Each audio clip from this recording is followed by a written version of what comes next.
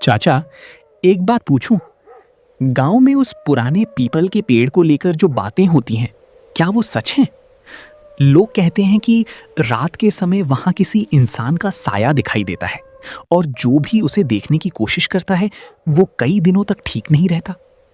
आप तो इस गांव में सबसे पुराने हैं, जरूर आपने उस पेड़ से जुड़ी कोई ऐसी बात देखी होगी जो आज तक किसी को नहीं बताई। हाँ मोहन, मैंने देखा है। और शायद यही वजह है कि आज भी मैं उस पेड़ का नाम सुनकर बेचैन हो जाता हूँ। उस पीपल के पेड़ के नीचे जो दिखाई देता है वो कोई साधारण भूत नहीं है। उसे हमारे गांव के बुजुर्ग छलावा कहते थे। वो इंसान को मारने से पहले उसे धोखा देता है। कभी किसी अपने की आवाज में बुलाता है, कभी किसी अपने की शक्ल में सामने खड़ा हो जाता है।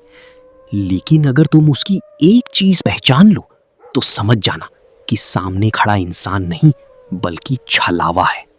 रामदीन ने इतना ही कहा और कुछ पल के लिए बिल्कुल शांत हो गया।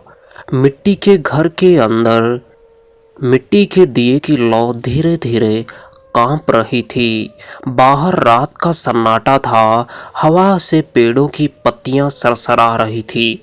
ऐसा लग रहा था मानो घर के बाहर कोई खड़ा होकर धीरे धीरे फुसफुसा रहा हो।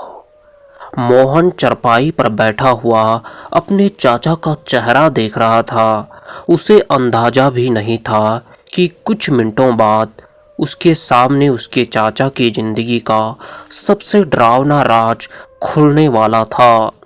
चाचा, अगर आपने सच में उस छलावे को देखा है तो मुझे पूरी बात बताइए। आखिर उस रात हुआ क्या था?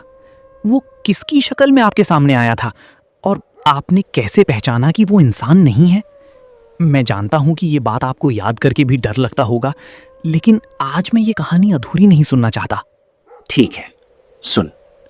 ये बात आज से करीब 50 साल पुरानी है। तब मैं जवान था। एक रात खेत से वापस लौट रहा था। रास्ते में वही पीपल का पेड़ पड़ता था। रात करीब 12 बजे की होगी। चारों तरफ इतना सन्ना। रामदीन की आवाज धीमी हो गई।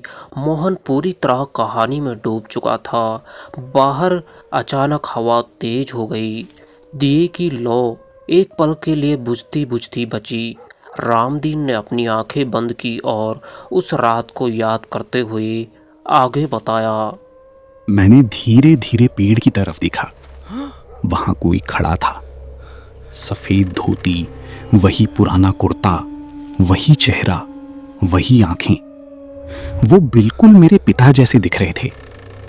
उन्होंने मुझे देखकर कहा, बेटा, इतनी रात हो गई है, घर चल। मोहन, उस पल मेरी आंखों में आंसू आ गए थे। मुझे लगा जैसे मेरे पिता सच में वापस आ गए हैं। मैं उनके पास जाने ही वाला था कि अचानक मेरी नजर उनके पैरों पर पड़ी। उनके पैर जमीन को छू ही नहीं रहे थे। वो पेड़ की जड़ों से कुछ ऊपर हवा में खड़े थे। और सबसे डरावनी बात, उनकी परछाई जमीन पर नहीं थी। रामदीन की बात सुनकर मोहन के शरीर की सिहरन दौड़ गई। कमरे में कुछ देर तक सिर्फ बाहर चलती हवा की आवाज सुनाई दे रही थी। फिर मोहन ने धीमी आवाज में पूछा। चाचा, फिर आपने क्या किया? क्या वो चीज आपको देखकर आपके पास आने लगी थी? और अगर वो आपके पिता की शक्ल में थी तो क्या उसने आपका नाम लेकर आपको अपने पास बुलाने की कोशिश की? हाँ, वो मेरे पास आने लगी, लेकिन मैंने पीछे हटना शुरू कर दिया।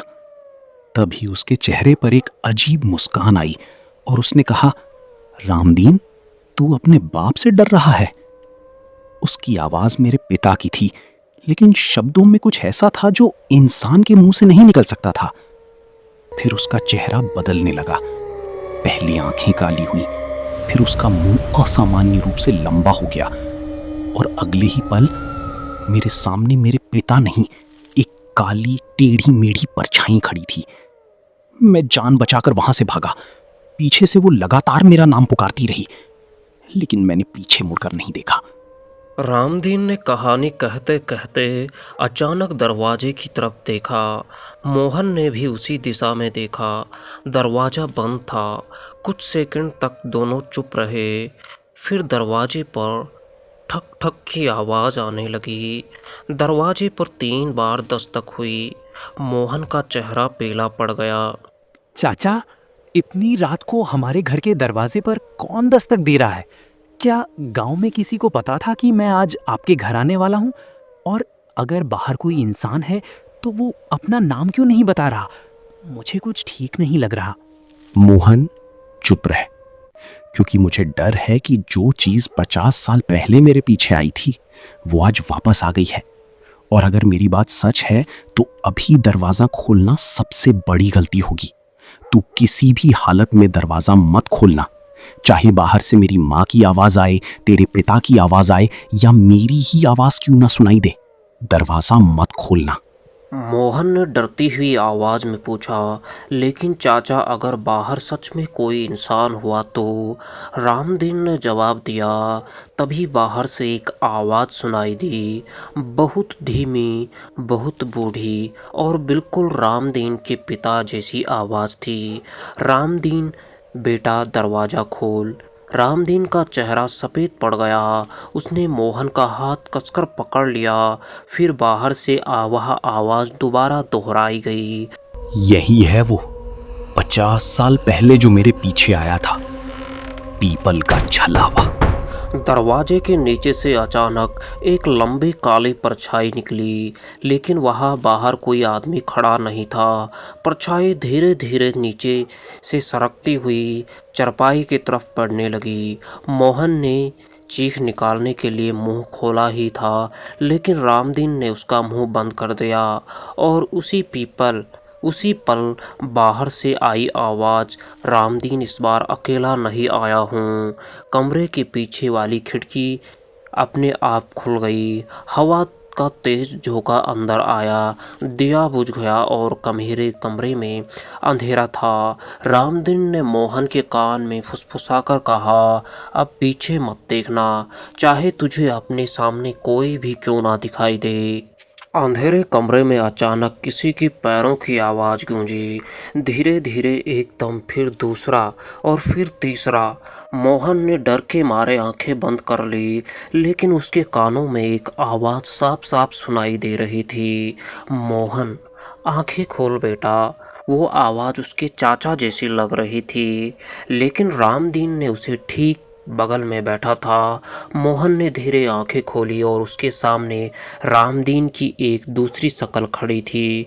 उसके चेहरे पर एक भयानक मुस्कान थी और उसके पैरों के नीचे कोई परछाई नहीं थी।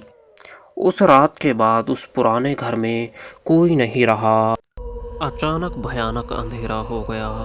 कमरे से भयानक चीखें निकलने लगी। रामदीन और उसका भतीजा मोहन गायब हो गया। कोई नहीं जानता वो कहाँ गए।